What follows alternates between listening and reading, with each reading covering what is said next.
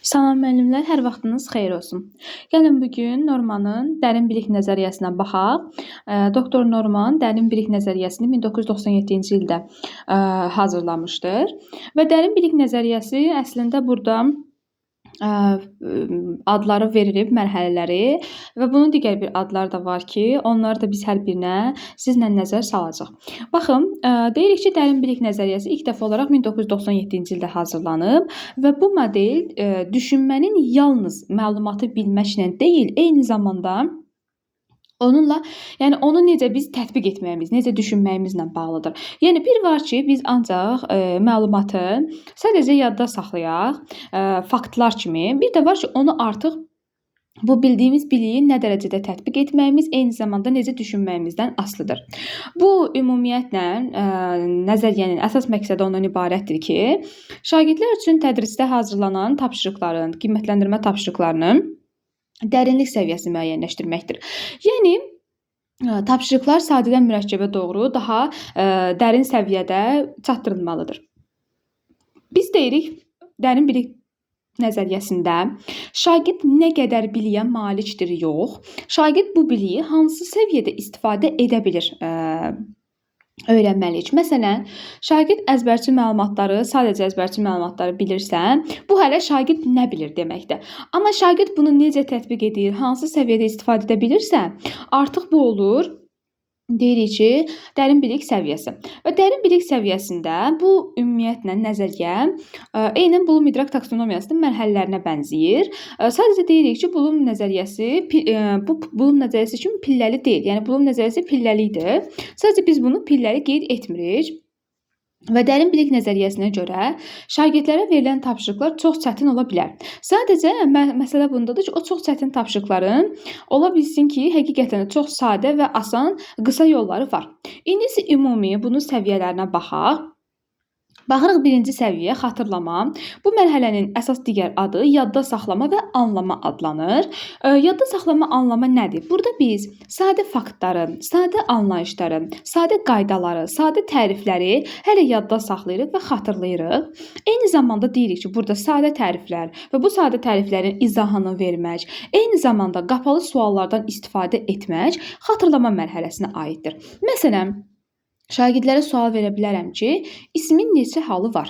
Məsələn, ismin neçə halı var sualı konkret bir faktdır, qaydalarla bağlıdır. Eyni zamanda, məsələn, Amasi sulhu neçənci ildə imzalanmışdır və yaxud da digər müxtəlif biz konkret faktlara, konkret qaydalara əsaslanan şagirdlərə suallar verə bilərik ki, elə bayaq dediyimiz kimi, məsələn, sifət nədir və yaxud da digər nümunələri də gətirməyi olar.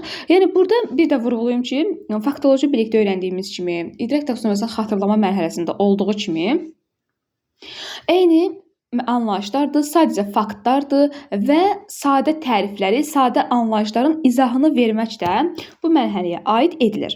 İkinci mərhələmiz isə tətbiq və əlaqələndirmə mərhələsi adlanır. Burada bacarıqlar və anlayışlar kimi verib.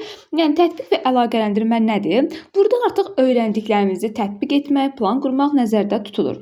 İkinci səviyyədə biz adətən bu faktlar arasında əlaqə qururuq, qaydaları eyni zamanda artıq bilməkdən əlavə tətbiq etməyə başlayırıq və eyni zamanda sadə analizlər aparmaq nəzərdə tutulur. Ən sonu isə deyirik ki, müqayisənin aparılması. İkinci səviyyə, yəni tətbiq və əlaqələndirmə, digər adı isə bacarıqlar və anlayışlar səviyyəsinə aid edilir. Bir də vurğulayıram ki, dedik ki, tətbiq və əlaqələndirmə mərhələsində şagirdlərə ancaq burada öyrəndiklərimizi artıq sadəcə bilməklə yox, eyni zamanda tətbiq etmək nəzərdə tutulur. Və deyirik ki, burada əlaqə qurmaq faktlar arasında, qaydalar arasında, qaydaları tətbiq etmək, baxın, qaydaları izah etmək birinci səviyyədə. Amma artıq tətbiq etmək isə olur ikinci səviyyəmiz və burada deyirik sadə analizlər aparmaq, eyni zamanda müqayisələrin aparılması nəzərdə tutulur.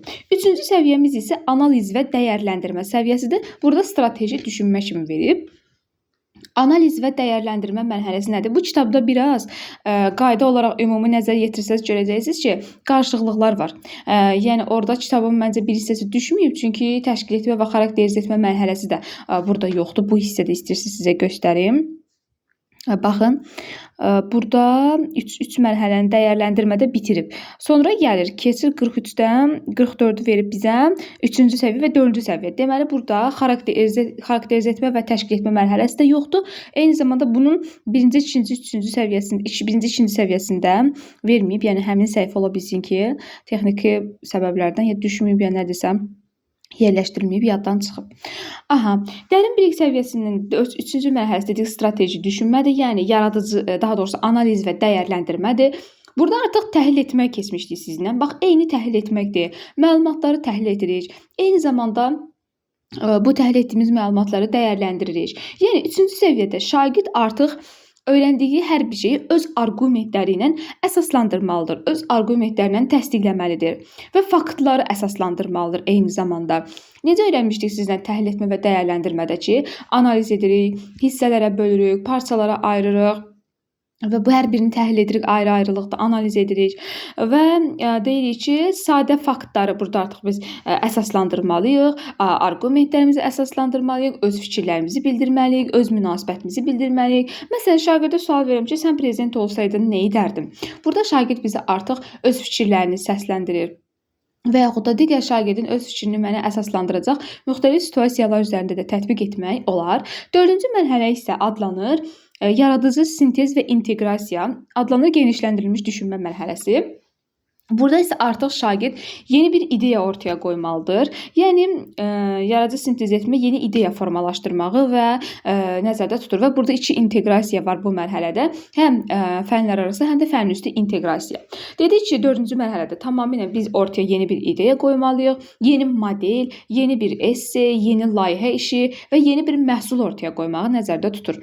Əvvəlki dərslərimizdə təlimin forma və modellərində layihə əsaslı dərs keçmişdik sizlə ki, daha doğrusu layihə əsaslı təlim orada geniş müddətli xarakter daşıyırdı, yeni bir məhsul ortaya qoyurduq. Eyni onun kimidir. Geniş müddətli xarakter daşıyır, yeni bir məhsul ortaya qoymalıyıq, yeni bir layihə işi hazırlamamızı nəzərdə tutur.